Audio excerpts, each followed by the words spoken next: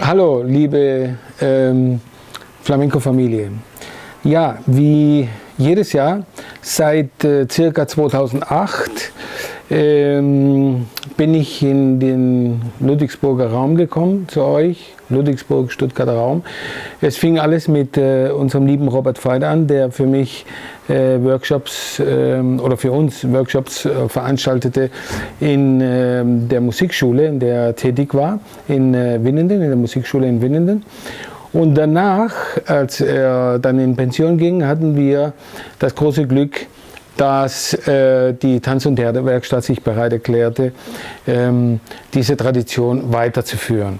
Und seitdem sind wir in der Tanz- und Theaterwerkstatt. Wir wollten das auch 2021 im Januar, also nächsten Januar, machen, aber leider unter den gegebenen Umständen wird das nicht möglich sein.